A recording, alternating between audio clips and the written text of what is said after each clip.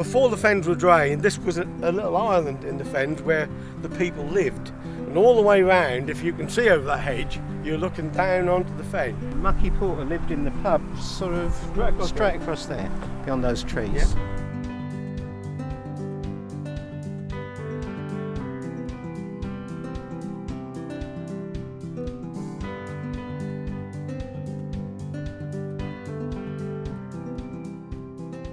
Mucky Porter was running low on money because his men had gone off to Oliver Cromwell's war. There was a knock at a door by two fine gentlemen who asked Mucky Porter to help the king across the fens. Mucky Porter asked what was in it for him, and the fine gentleman held up a bag of gold. So Mucky Porter followed the two fine gentlemen to Snow Hall where they met the king.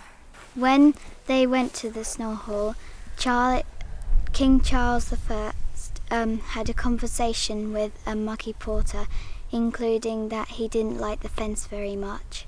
The assistants said we can't trust him, and then Mucky Porter pulled out a grey goose feather. He snapped it in half and gave the other half to the king. Anyone who has a grey goose feather is a true Finlander, and we just want to protect them. Mucky Porter and King Charles were riding down the road when people were coming out of their houses to see them on these beautiful, fine, thoroughbred horses. So Mucky had an idea. Mucky Porter went back to the stable and got some of his horses instead of bright, beautiful horses. They also got a sack to cover up all King Charles's finery and clothes. Then they set off, following Mucky's special route across the fens to get back to dry land. Mucky Porter and the king were on their journey when they came across two guards. The guard shouted, "Halt, who goes there?" Mucky Porter gave the king a nudge and they both showed the goose feathers. So the guards let them pass. Eventually the King Charles's forces were beaten and he was sentenced to death for creating war on his own people. A night before, the servant came with a goose feather. As Oliver Cromwell was a true Finlander, the feather meant he had to protect Charles I and stop the execution from going ahead, but he let it go in the morning and the execution went.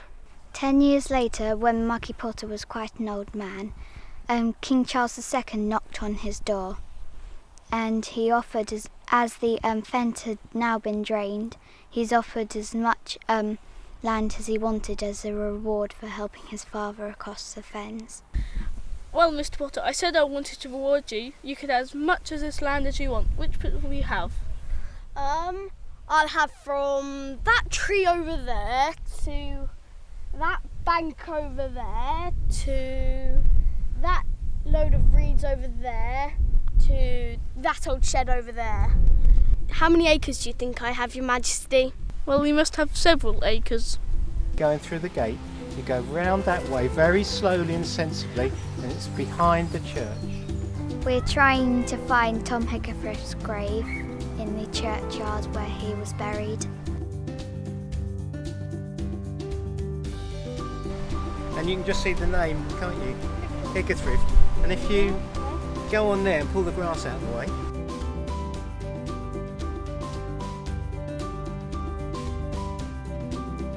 Well, it's been interesting to learn about all the stories and where people have been buried and people have lived. It's been very interesting and nice history. Hickathrift, the Wisbeach giant, fought against an evil tyrant. On the Smead, the ogre slain, the Wisbeach fens are safe again.